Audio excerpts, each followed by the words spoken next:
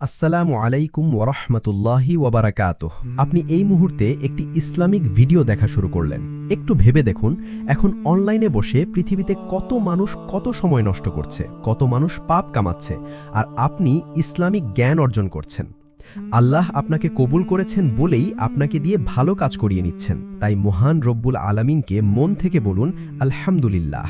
আপনি চাইলে কমেন্টেও লিখে রাখতে পারেন।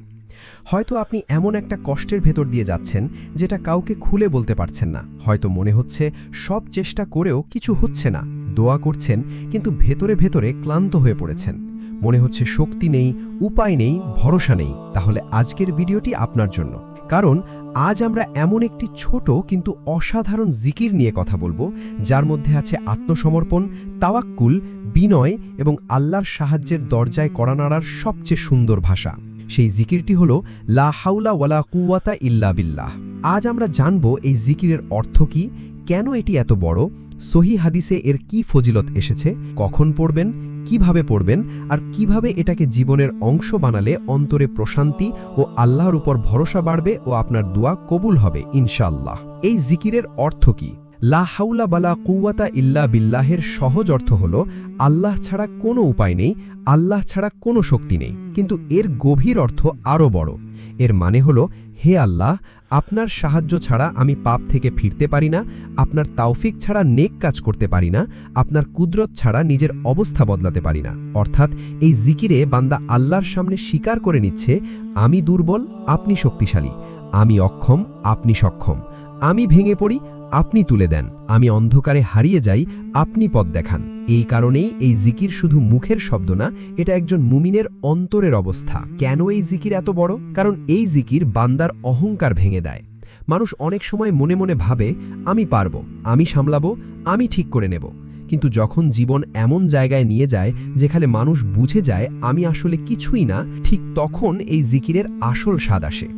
লা হাওলা ওয়ালা কুওয়াতা ইল্লা বিল্লাহ মানে হলো, হে আল্লাহ, আমি চেষ্টা করব কিন্তু ভরসা রাখব আপনার উপর, আমি দোয়া করব কিন্তু ফল ছেড়ে দেব আপনার হাতে। আর একজন মুমিনের জীবনে এই জায়গাটাই সবচেয়ে শক্তিশালী, যেখানে তার ভরসা নিজের উপর না, আল্লাহর উপর এসে দাঁড়ায়। সহিহ হাদিসে এই জিকিরের ফজিলত।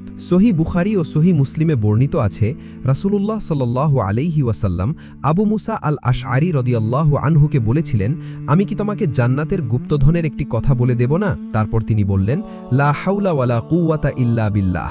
সুবহানাল্লাহ। রাসূলুল্লাহ সাল্লাল্লাহু আলাইহি ওয়াসাল্লাম নিজে এই জিকিরকে জান্নাতের গুপ্তধন বলেছেন। গুপ্তধন মানে এমন কিছু যার মূল্য অপরিসীম, কিন্তু সবাই তার মূল্য বোঝে না। এছাড়া সুনানে আবু দাউদ ও তিরমিজিতে এসেছে, যে ব্যক্তি ঘর থেকে বের হওয়ার সময় বলে, বিসমিল্লাহি তাওয়াক্কালতু আলাল্লাহ ওয়ালা হাওলা ওয়ালা কুওয়াতা ইল্লা বিল্লাহ, তখন তাকে বলা হয়, তোমাকে হেদায়েত দেওয়া হয়েছে, তোমাকে যথেষ্ট করে দেওয়া হয়েছে এবং তোমাকে হেফাজত করা হয়েছে। এমনকি শয়তানও তার থেকে দূরে সরে যায়। আর সহিহ মুসলিমে এসেছে, মুয়াজ্জিন যখন বলেন হাইয়া আলাস সালাহ ওয়া হাইয়া আলাল ফালাহ, তখন জবাবে বলা হয়, লা হাওলা ওয়ালা কুওয়াতা ইল্লা বিল্লাহ। কারণ সলাতের দিকে যাওয়া, নফসকে জয় করা, এগুলো আল্লাহর সাহায্য ছাড়া সম্ভব না। এই জিকির পড়লে কি ধরনের সাহায্য আসে? অদেখা সাহায্য মানে এই না যে সব সময় সাথে সাথে কোনো অলৌকিক ঘটনা ঘটবেই, বরং আল্লাহ সাহায্য করেন বিভিন্নভাবে। অন্তরে শান্তি দিয়ে, সঠিক সিদ্ধান্তের শক্তি দিয়ে, পাপ থেকে ফিরিয়ে দিয়ে, অপ্রত্যাশিত দরজা খুলে দিয়ে, বিপদের ভেতর সবর দিয়ে, ভেঙে পড়া অবস্থায় অন্তরকে স্থির করে দিয়ে। অনেক সময় আপনি দেখবেন সমস্যা একই আছে, কিন্তু আপনি আগের মতো ভেঙে পড়ছেন না। এটাই আল্লাহর সাহায্য। অনেক সময় এমন একটি রাস্তা খুঁজে পান যা আগে মাথায় আসেনি, এটাও আল্লাহর সাহায্য। প্রিয় ভাই ও বোনেরা, জাযাকাল্লাহু খাইরান। আপনি এখনও ধৈর্য নিয়ে ভিডিওটি দেখছেন, এর মানে আপনার অন্তর এখনও ভালো কিছুর অপেক্ষায় আছে। আল্লাহ আপনার এই ধৈর্যকে কবুল করুন। এই জিকির কখন পড়বেন? এই জিকির যে কোনো সময় পড়া যায়, তবু কিছু সময় বিশেষভাবে উত্তম। ১. বিপদ, ভয়, অস্থিরতা বা দুশ্চিন্তার সময়। ২. ঘর থেকে বের হওয়ার সময়। ৩. আজানের জবাবে, বিশেষ করে হাইয়া আলাস সালাহ ও হাইয়া আলাল ফালাহের জবাবে। ৪. সকাল সন্ধ্যায়, ফজরের পর ও সন্ধ্যার দিকে। ৫. দোয়ার আগে বা দোয়ার মাঝে। ৬. ঘুমের আগে। কতবার পড়বেন? নির্দিষ্ট বাধ্যতামূলক সংখ্যা সহি হাদিসে ঠিক করে দেওয়া হয়নি, তবে বেশি বেশি পড়া অবশ্যই ভালো। ফজরের পর 50 বা 100 বার, সন্ধ্যায় 50 বা 100 বার, ঘুমের আগে 50 বা 100 বার, আর দিনের মধ্যে যখনই কষ্ট লাগবে তখন পড়তে থাকুন। সংখ্যার চেয়ে বেশি জরুরি অন্তরের উপস্থিতি, মুখের চেয়ে বেশি জরুরি ইয়াকিন। হয়তো আজ আপনার জীবনে অনেক ঝড় চলছে, হয়তো আপনি এমন এক কষ্টের ভেতর আছেন যা কেউ জানে না, কিন্তু একজন আছেন যিনি জানেন, তিনি হলেন আল্লাহ সুবহানাহু ওয়া তাআলা। তাই আজ থেকে এই জিকিরকে নিজের জীবনের অংশ বানিয়ে নিন।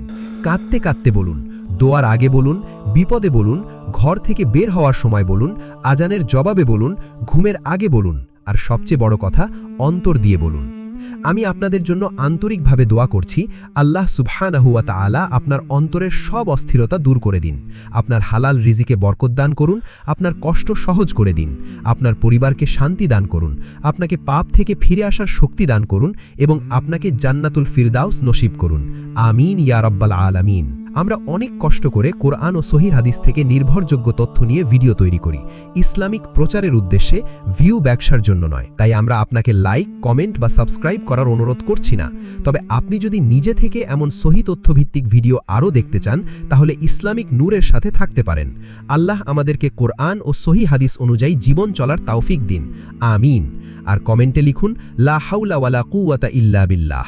হয়তো আপনার এই একটি লেখাই অন্য কাউকে এই জিকির শুরু করতে উৎসাহ দেবে, সাথে আপনিও সেই সওয়াবের সমান অংশীদার হবেন। আসসালামু আলাইকুম ওয়া রাহমাতুল্লাহি ওয়া বারাকাতুহু।